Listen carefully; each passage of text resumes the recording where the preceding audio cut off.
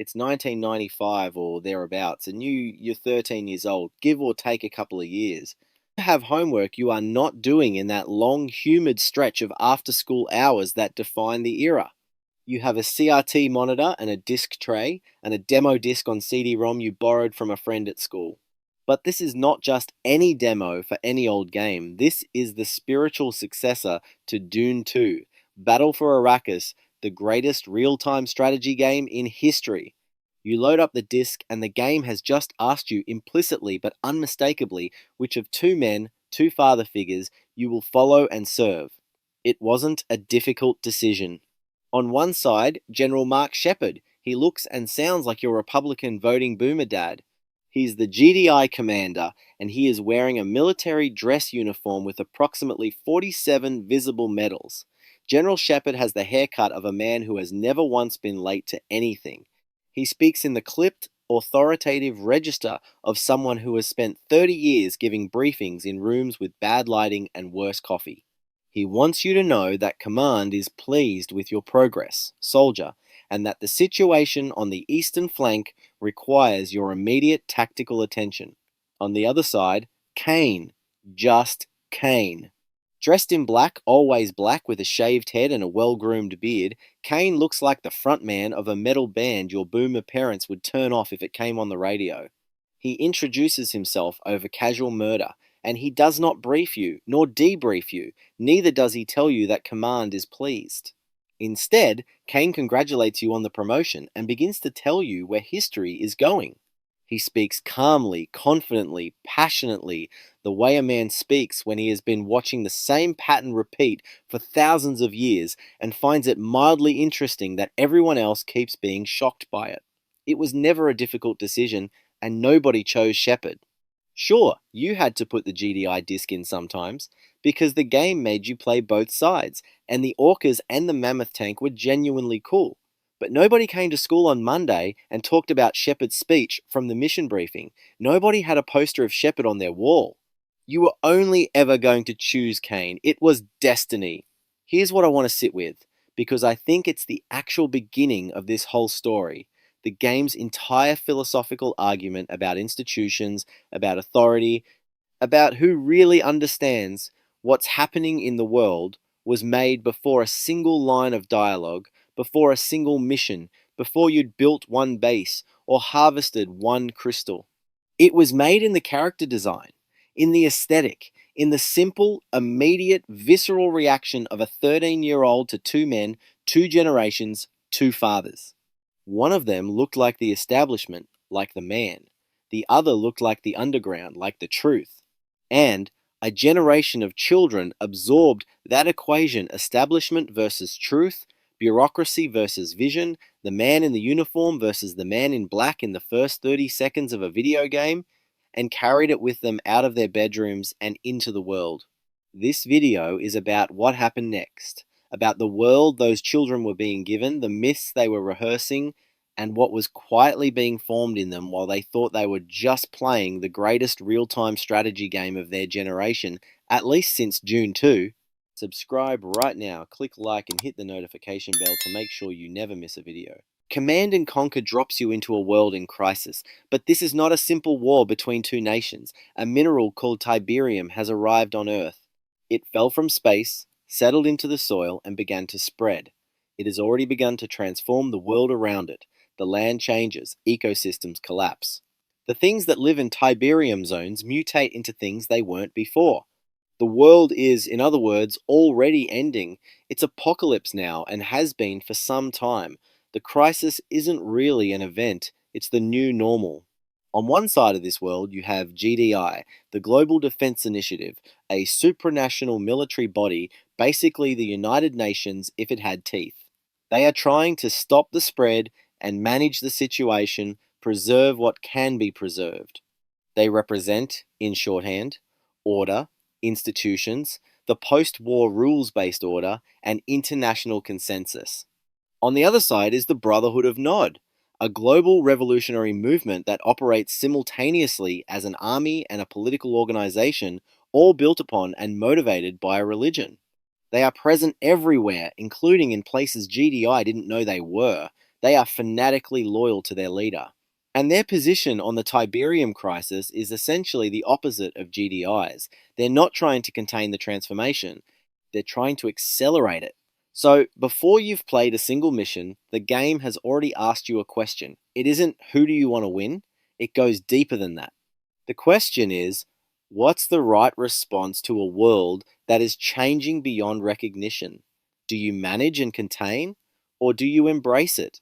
That question is embedded in the structure of the game, and it is not a neutral question. Anyone who played the game seriously will recognize, even if they never put it into words, that GDI is competent, GDI is professional, GDI has better hardware for most of the series. And GDI is, in any conventional story about war and politics, the good guys. They're the international peacekeepers. They're trying to protect civilian populations. They're the ones who actually care about what happens to ordinary people caught in the conflict zones. But GDI is boring, spiritually boring. They brief you, they give you objectives, they debrief you. General Shepard stares at you from a screen and tells you that command is pleased with your progress. They have no theology, no eschatology, no sense that anything in this crisis means something beyond the tactical and the political. Nod, by contrast, has all of that. Nod has imagery, the scorpion, the crescent, the obelisk that feels ancient and charged and significant. Nod has an entire theology of history. And Nod has Kane, and Kane knows where this is all going and why. When you play as GDI, you are executing strategy. When you play as Nod, you are participating in destiny. That difference is not accidental, and it matters more than any of the unit statistics. Humans are myth hungry. They don't want to just manage a situation, they want to be part of a story that means something, and in this game, only one side has that story. The game knew what it was doing, even if the people who made it were just following their instincts. One more thing about the world of Tiberium before we move forward, because it becomes more important as the series progresses. This is a world where the crisis does not resolve. It deepens. Every sequel, Tiberian Sun, Tiberium Wars, Kane's Wrath, the situation is worse. More of the Earth is contaminated. The zones have expanded. The blue zones, the clean, habitable, ordered zones are shrinking. The world is dying, slowly and certainly, and the only arguments are about what to do with the time that's left. Now think about when this generation absorbed that premise. They were growing up in the 90s, the post-Cold War decade, when all the old certainties had dissolved and the sense of what the future might look like was genuinely unclear. They received personal computers into their homes. They entered cyberspace, surfed the World Wide Web, and watched 9/11 happen in adolescence or early adulthood. They entered working life during a global financial crisis. They came of age politically just as the language of civilizational decline and permanent emergency was becoming the default register of public life. The Tiberium saga had already given them the interior map for that world. They had rehearsed, living in permanent crisis, had practiced for hundreds of hours the emotional and strategic logic of a world that cannot go back to what it was. It only gets worse, transforming into something unrecognizable and unstable. That is not a coincidence. That is cultural resonance. The game was drawing from the same atmosphere the generation was already breathing and reflecting it back at them in amplified, mythologized form. Tiberium itself is a more carefully designed symbolic object than it first appears, and it does most of its work quietly from the background. Tiberium came from space. It was not made by human beings.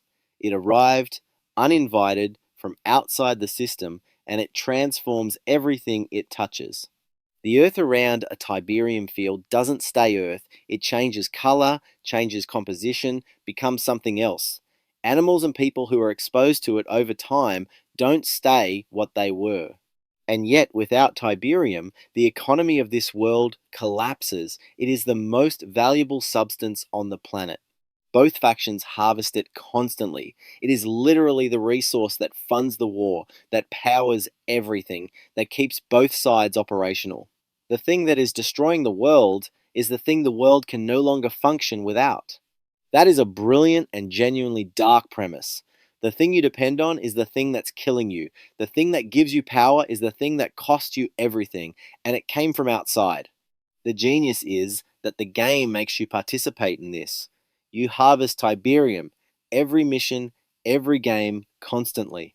You send your vehicles out to collect the thing that's slowly destroying the planet, because without it, you can't build anything, can't defend anything, can't pursue your objectives. The game makes you complicit in the crisis it's lamenting. That is, sophisticated moral design. This becomes more explicit in Tiberian Sunday. By the second major installment of the saga, significant portions of the Earth's surface are no longer habitable. And in those zones, the yellow zones, the red zones, you find the forgotten.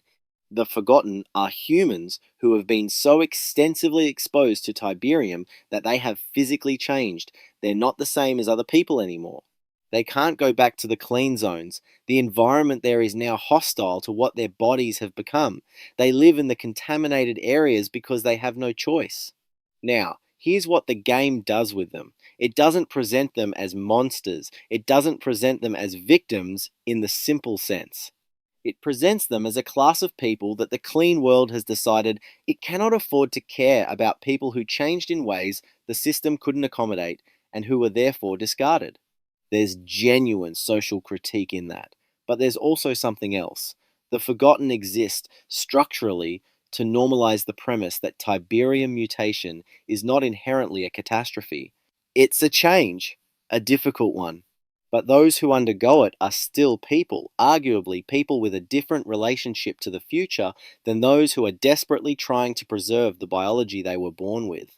Nod, of course, goes further. Nod doesn't just accept mutation, Nod cultivates it. And in Tiberian Sun, Nod's military forces are increasingly augmented cybernetics, human Tiberium integration, the blurring of the line between organism and machine. Kane himself appears partially transformed, and he does not look like a cautionary tale. He looks like someone who is already living in the future everyone else is afraid to imagine. Think about what that communicates, absorbed through gameplay over years. The body is not fixed. The body is not sacred. The body is a platform, and platforms get upgraded. To resist that is to cling to an obsolete version of yourself. The future belongs to those willing to become something new. That idea, that exact idea, in almost those exact words, is now one of the most influential currents in mainstream technological and philosophical discourse. It has a name, but we'll come to that. Which brings us back to Kane, and specifically to the first time you meet him. On screen, the scene plays as dark comedy. Kane's right-hand man, Seth, has been getting ambitious. He's in the middle of a briefing explaining his plan to you. The player and Kane walks in, listens for a moment, then shoots Seth in the head. He pushes the body off the desk and onto the floor. Kane smiles. He tells you that Seth was getting ahead of himself and that now you report directly to him. He seems faintly amused by the whole thing. It's an effective scene establishing hierarchy, establishing Kane's casual lethality, giving you a chill. Good writing. Joseph Kukan played that role across the entire series, and he deserves extraordinary credit for what he understood about the character. Kane is compelling not because he threatens you, he's compelling because he believes something with complete and unshakable conviction, and that belief has given him a quality of presence that nobody else in the game comes close to. GDI's commanders are soldiers doing a job. Kane is a man with a cosmology in a game.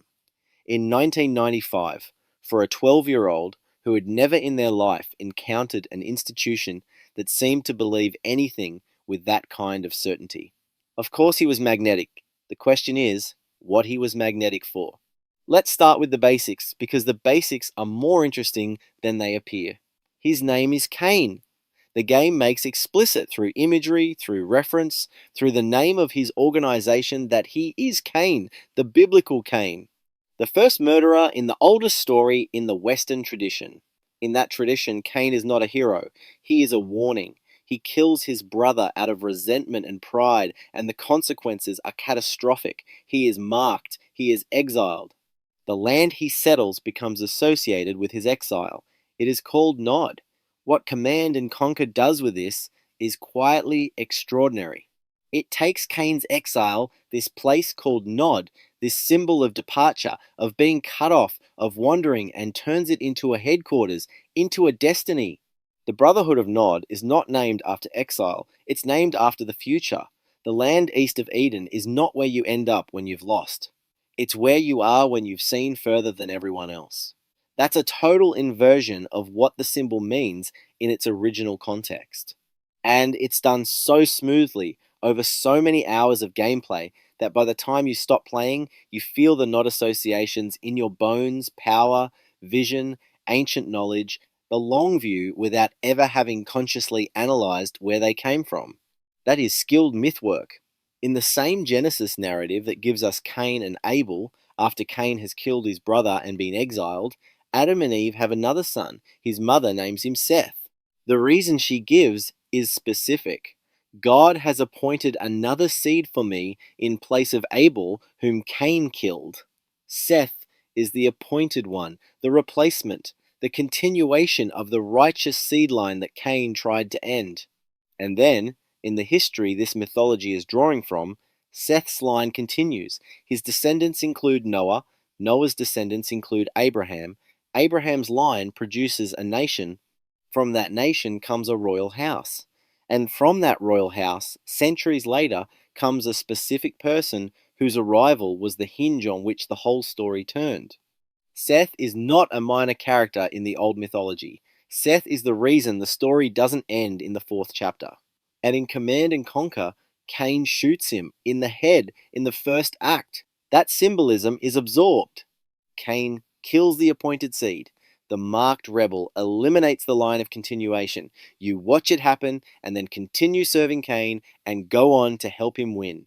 What does that teach? Not through argument, through experience, through the emotional logic of a narrative you've lived inside. It teaches that the rebel prevails, that the appointed line is not protected, that the future does not belong to the careful continuation of what was good. It belongs to the one who is willing to shoot first. That's a powerful thing to teach a child, and a whole generation received it largely without noticing. The visual language of strategy games matters in a way that's easy to underestimate. In a strategy game, you build things. That's the genre. You lay foundations, you construct, and because you're constructing, you're also repeatedly, habitually choosing what the symbols around you look like. You're placing them, you're orienting your base around them. You're looking at them for hours while you think about what to do next. This is not passive exposure to imagery, it's active repetition. You decide to build that, you watch it rise, you feel the satisfaction of its presence.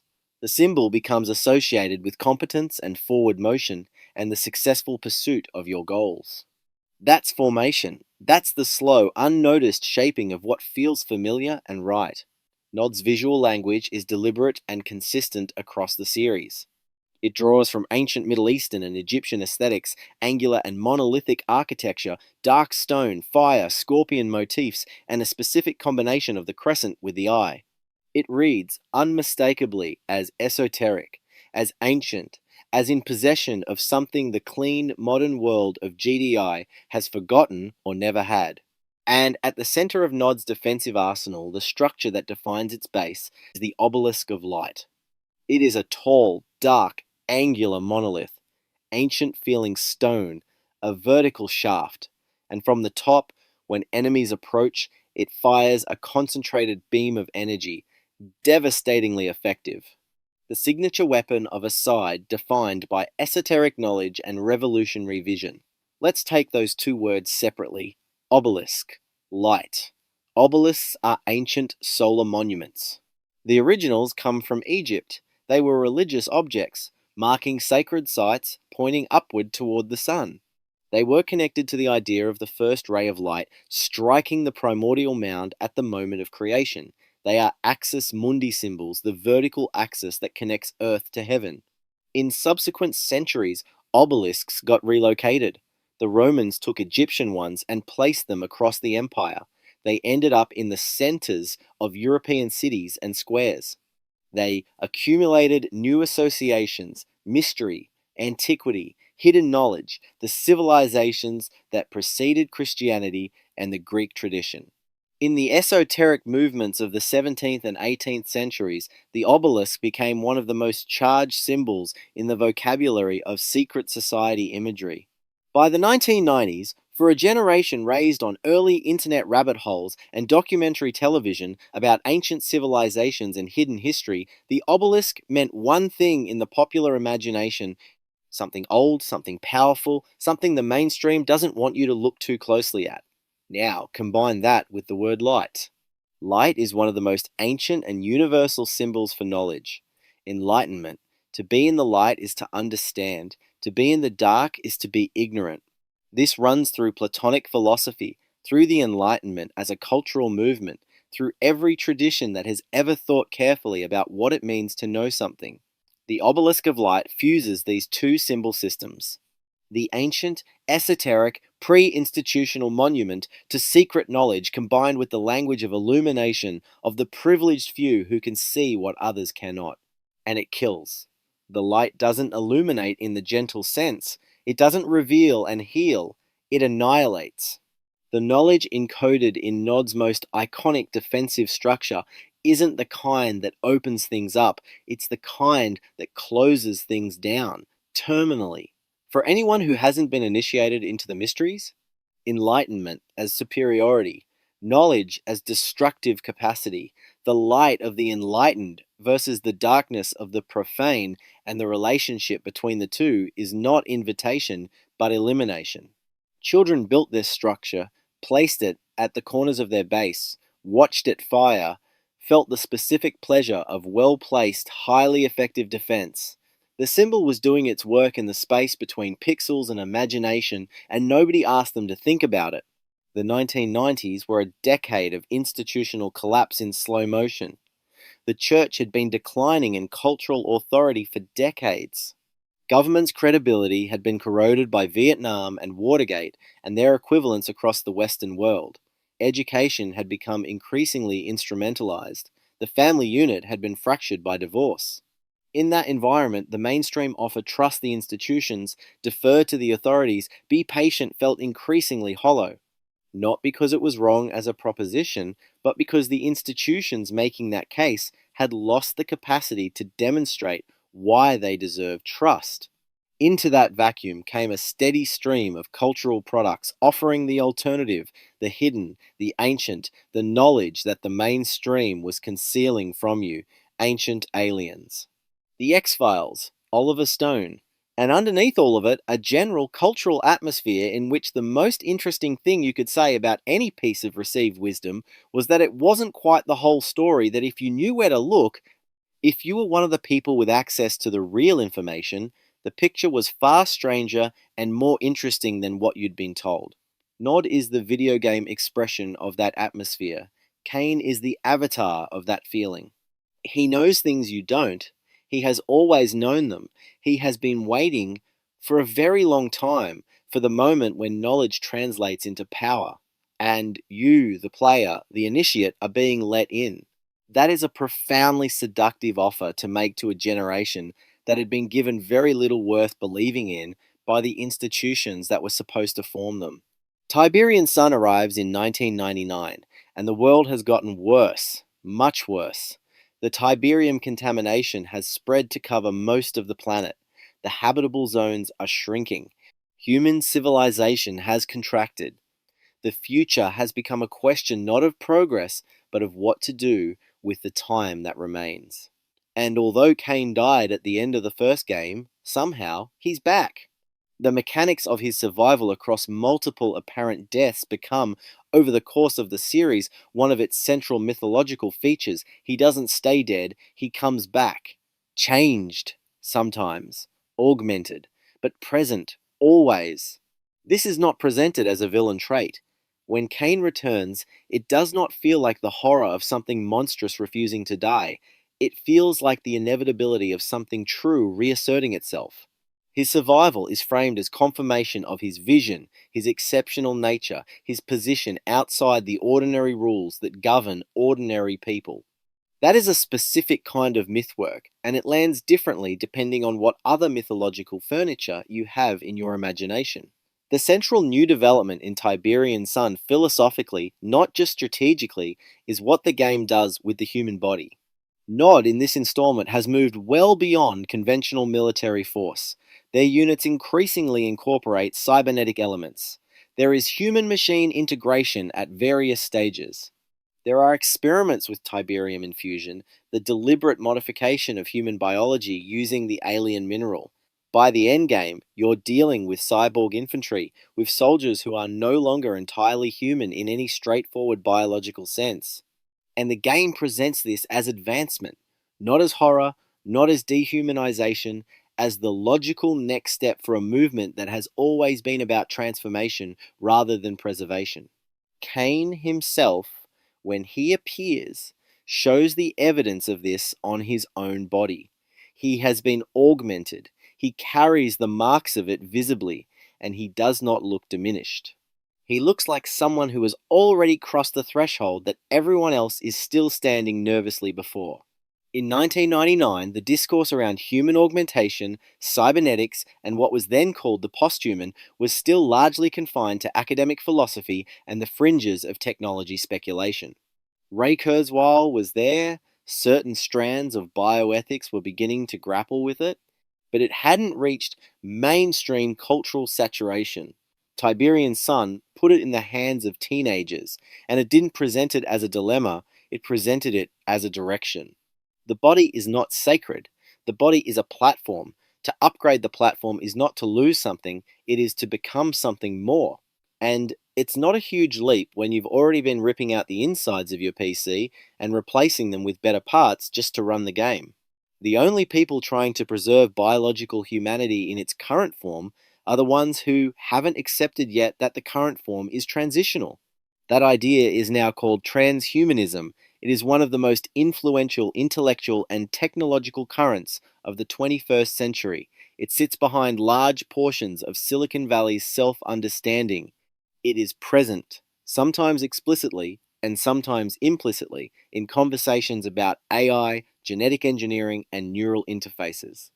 A significant percentage of the generation now making decisions about those technologies rehearsed the emotional logic of that position in a real-time strategy game when they were 14. Command and Conquer 3. Tiberium Wars, released in 2007, is where the mythology reaches its fullest expression, because this is where the game tells you what Tiberium actually is. It's a harvesting tool. The Skrin, an alien species, seeded the Earth with it. This is what they do. They find planets. They seed them with Tiberium. They wait for the Tiberium to transform the planetary ecosystem to a specific state, optimized for large-scale harvesting, and then they arrive to collect. Earth was a crop. Humanity was an unexpected complication. The seeding was not supposed to be noticed, let alone resisted.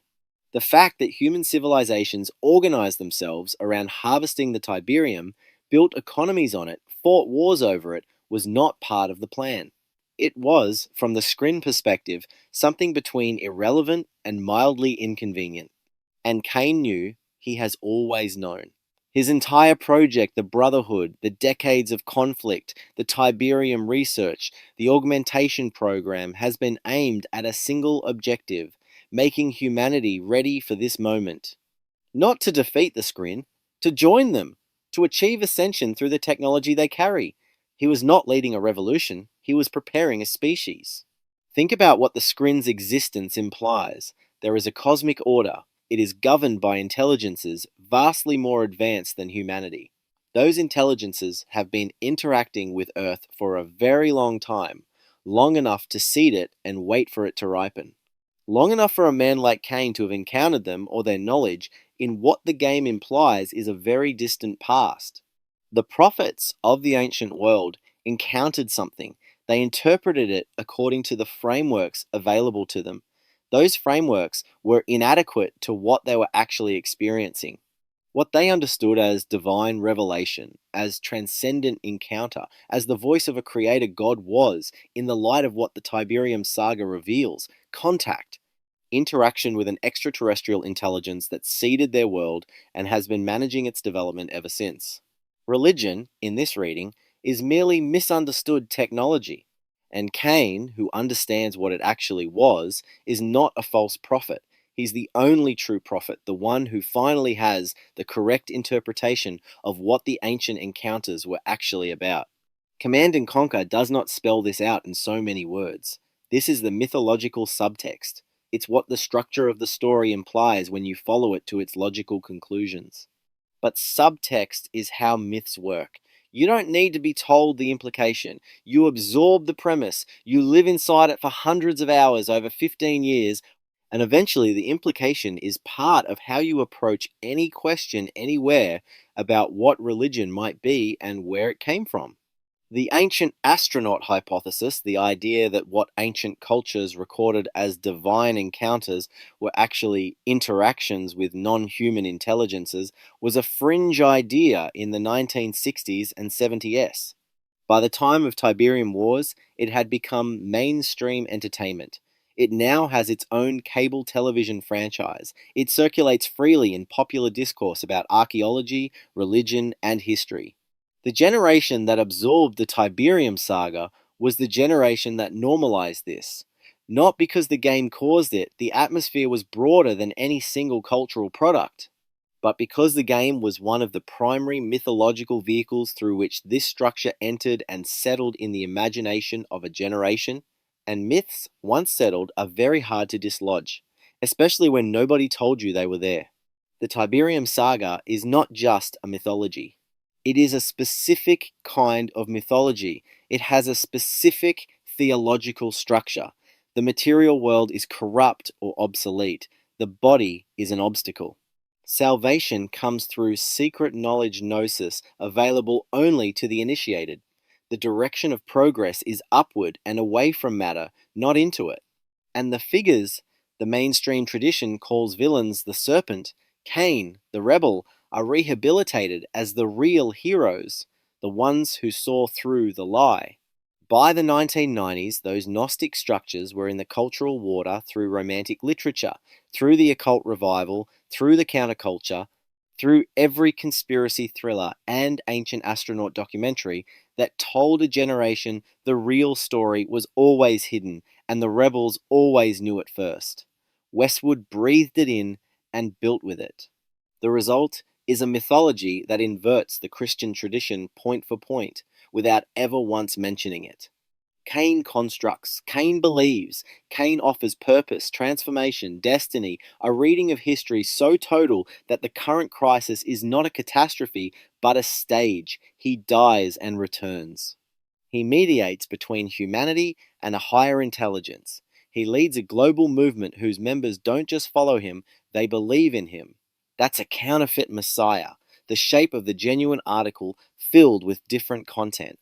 And that is a far more dangerous thing than a cartoon villain, because you can't simply identify and reject it. You absorb it through repetition, through pleasure, through hundreds of hours of building his base and serving his vision and watching him smile after he kills the appointed seed. You absorbed it. And then you grew up into a world where everything Kane stood for: permanent crisis, institutional illegitimacy, the plastic body, religion as alien contact, salvation through knowledge and transformation, had become the default register of public life. It didn't feel like ideology, it felt like something you had always known. And you had. Since you were 12, you just didn't remember where you'd learned it. Command and Conquer 4. Tiberian Twilight came out in 2010. EA had bought the franchise, rationalized the studio, and produced a sequel that removed almost everything that made the series what it was. Kane was still in it. Joseph Kukin turned up and said his lines, but something was gone. Fans who saw the cutscene said his eyes looked empty, like a man performing a ritual in a temple that had already been deconsecrated. The fanbase rejected it completely, not with mild disappointment, with something closer to grief. Forum posts that read like eulogies, a fury disproportionate to losing a video game franchise. Which tells you something. You don't grieve entertainment, you grieve sacred things, and without knowing it, without ever having been told, that's what this was to you. But Here's why EA's version failed. They kept the myth. They kept Kane. They kept the law, the Brotherhood, the Tiberium, the Ascension. What they removed was the loop, the repetition, the harvest, build, upgrade, defend the thing you did with your hands for hundreds of hours while the myth did its work in the background. When the pleasure stopped, you left. Not because you examined the ideas and found them wanting, because it stopped being fun. That is the mechanism laid bare. You were never there for the theology. You were there for the dopamine. The theology was the payload. The fun was the vector. Remove the fun and the payload stops being delivered, but by 2010 it didn't matter because the delivery was already complete. The formation had already happened. EA wasn't destroying the myth. They were just closing the church after the congregation had already grown up and moved away. In 1985, Neil Postman wrote a book called Amusing Ourselves to Death. His argument was that Huxley had the right dystopia, not Orwell. Not the iron boot, not the surveillance state, not control through fear, but control through pleasure. Give people enough entertainment and they will surrender depth voluntarily, gratefully, without noticing what they've traded. The cage in Brave New World has no locks. Nobody forces the soma. The pleasure is the point, and the prison simultaneously. Postman was writing about television. He could not have imagined what was coming. The complete saturation of every waking hour with frictionless, algorithmically optimized, perpetually available entertainment. A world in which boredom, the condition that used to drive people toward prayer, toward family, toward the hard generative work of building something that would outlast them, has been almost entirely eliminated as a human experience. The millennial and Zoomer generations are the first to have grown up entirely inside that world, and they are, by every measurable metric, the least rooted generations in Western recorded history. The least likely to marry, the least likely to have children, the least likely to affiliate with a religious tradition, a local community, a place, the most likely to describe themselves as spiritual but not religious, which is another way of saying, I have kept the appetite but discarded the discipline. I want the feeling of transcendence without the cost of submission to anything outside myself. That is not a coincidence. That is formation, decades of it, from a culture that has been relentlessly optimized to produce pleasure and eliminate the friction that makes human beings grow. Notice what the world of the Tiberium saga does not contain. There are no families in it, no children playing in streets, no domestic life, no one building a home and planting a garden and raising a generation. Nod has brothers, the Brotherhood, but no fathers and mothers and children. It has elect, not lineage. GDI has institutions but no hearths. The entire mythological world is post-domestic. The earth itself is contaminated and transitional. No place is home because every place is a Tiberium zone, and the only people who have made peace with the contamination are the ones who have accepted that the old categories, body, soil, generation, permanence, no longer apply. A generation raised on that myth has no imaginative resources for staying. For the patient, unglamorous, deeply unfashionable project of putting down roots in a particular place, within a particular tradition, and raising children who will carry something forward, Kane ascends. He doesn't stay and tend, he doesn't build for his grandchildren. He exits the material world entirely, takes his elect with him, and leaves the rest behind. And a generation learned, deep in the part of themselves that myths reach, that ascension is the goal and staying is failure, that the body is transitional, that the earth is not worth inheriting, that the future belongs to those willing to shed what was family, faith, rootedness, the whole inheritance of Christendom in favor of something faster, newer, and more evolved. The servers for Command and Conquer 4 shut down a few years after launch. The game is essentially unplayable now. The temple closed, the ritual ended, but the formation was already done. The furniture was already in place. The generation had already grown up and gone out into a world that looked, in so many ways, exactly like what the myth had prepared them for. The permanent crisis, the contaminated earth, the collapsing institutions, the man in black stepping into frame behind the one who was supposed to have authority, speaking with absolute certainty about where history is going. They recognized him. Of course they did. They'd been serving him since they were 12. The question now is whether anyone is willing to tell a truer story. One with the same imaginative density, the same mythological weight, the same willingness to speak about destiny and transformation and what the world actually is, but pointing somewhere else. Toward the seed that didn't die, toward the light that heals rather than kills, toward the one who didn't ascend and leave the earth behind, but descended into it all the way down, into the contaminated zones, into the broken biology, and into death itself, and came back with the whole thing in his hands and under his headship. That story exists. It has always existed. It is stranger and more demanding and more alive than anything Kane or anyone else ever promised. It just needs people willing to tell it.